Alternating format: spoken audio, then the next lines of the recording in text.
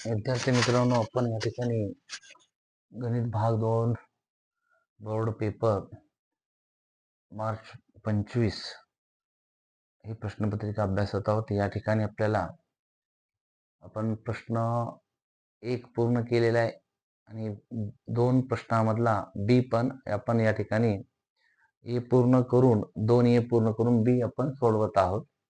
या ठिकाणी पहा, प्रश्न दुसरा बी.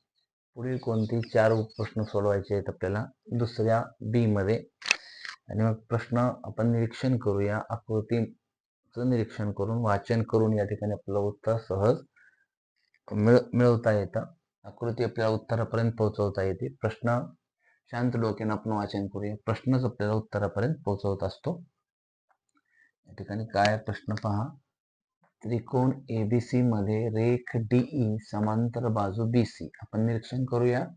एक त्रिकोण दिलेला आहे ए बी सी नावाचा. यामध्ये डीई समांतर आहे बीसी. समांतर म्हणजे काय, तर न छेदणारे हे 2 रेषाखंड आहेत. समांतरचा अर्थ आहे न छेदणे. त्यानंतर डीबी अंतर दिलेले आपण आकृतीमध्ये लिहूया, म्हणजे आपल्याला उत्तर सहज मिळेल. डीबी 5.4. डीबी म्हणजे या बाजूचं अंतर तुम्हाला दिले आहे 5.4. एडी परत या बाजूचा भाग 1.8 दिलेला आहे. त्यानंतर ईसी अंतर दिलेलं आहे. ईसी 7.2 आणि आपल्याला येई काढायचं आहे. आपण जर आकृतीचं निरीक्षण सहज केला तर आपल्याला कोणतं प्रमेय किंवा कोणता गुणधर्म वापरायचा आहे या ठिकाणी आपल्याला आकृती सांगत असते, आकृती दाखवते. तर बघा, हा त्रिकोण आहे. त्रिकोणामध्ये एक रेषाखंड एका बाजूला समांतर आहे. तर मग एका बाजूला समांतर असणार रेषाखंड किंवा रेषा काय करते, तर इतर 2 बाजूंना प्रमाणात विभागते. असं कोण सांगते आपल्याला, प्रश्न सांगतो. आणि मग प्रमाणाचं मूलभूत प्रमेय वापरा असं आकृती सांगते किंवा दिलेली माहिती सांगते. आणि मग आपण सहज उत्तर लिहूया. या ठिकाणी पहा, रेख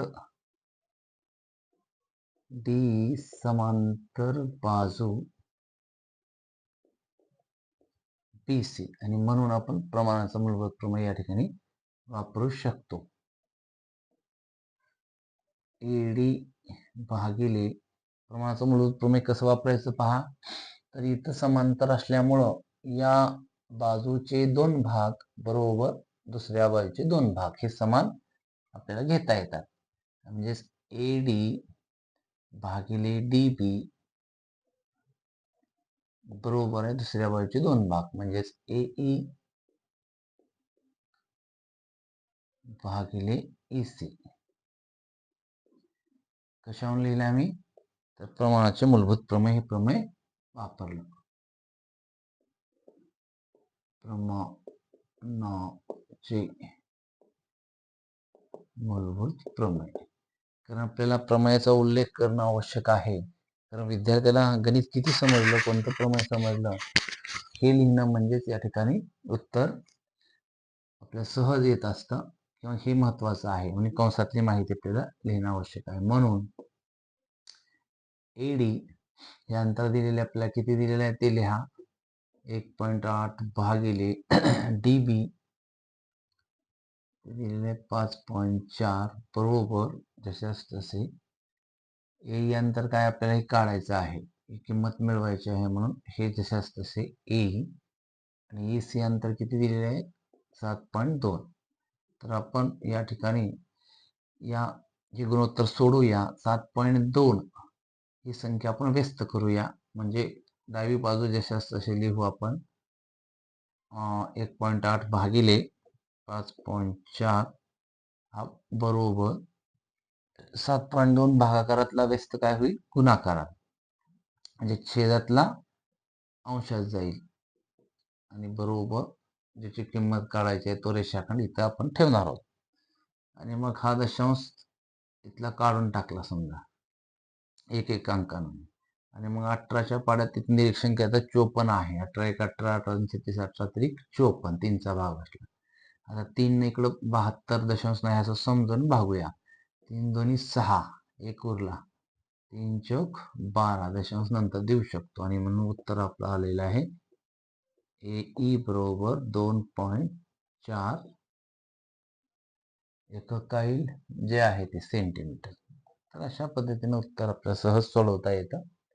पुढचा उपप्रश्न आहे, पुढील आकृतीमध्ये त्रिकोण PSR दिलेला आहे, त्याचं निरीक्षण करावं. PSR हा पाहिला तर हा काटकोन दिसतोय, एस कोण.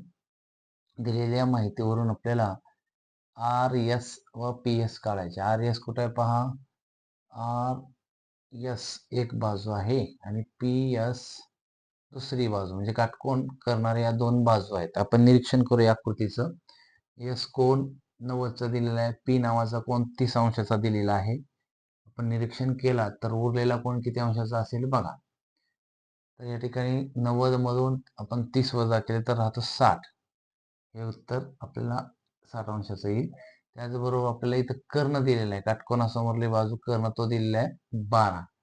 आणि मग आपण जर निरीक्षण केला तर कोणतं प्रमेय वापरता येईल, 30, 60, 90 असे कोण आहेत, म्हणजे 30, 60, 90 अंशाचं प्रमेय वापरून आपल्याला या किमती काढता येतात. आपण सहज निरीक्षण करू शकतो या फिगरचं.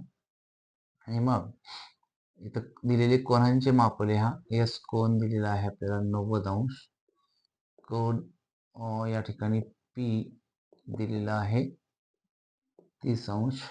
उरलेला कोण कितीचा असेल, म्हणून कोण आर बरोबर 60 अंश. काय करणे, त्रिकोणाच्या कोणांचा गुणधर्म इथे लिहू शकतो. कोणाचा गुणधर्म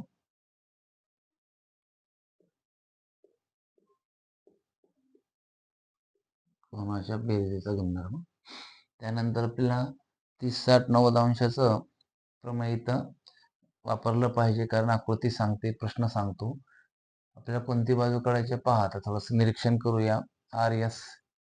RS म्हणजे 30 अंश कोणासमोरली बाजू आहे ती निरीक्षण केलं तर.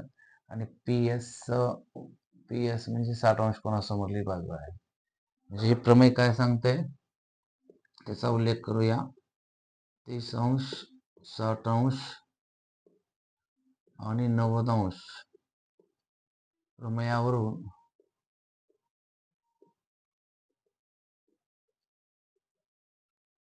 ती अंश कोणासमोरली बाजू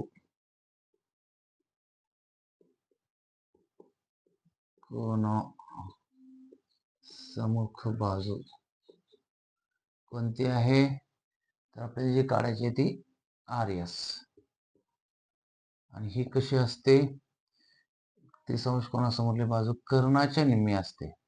म्हणजेच आपल्याला कर्ण भागिले 2, आणि कर्णाची किंमत किती दिलेली आहे त्या आकृतीत निरीक्षण केलात तर 12 भागिले 2, म्हणजेच म्हणून RS किती येईल, RS बरोबर 12 भागिले 2, 2 1 2 बेस अख्खा 12, 6 सेंटीमीटर.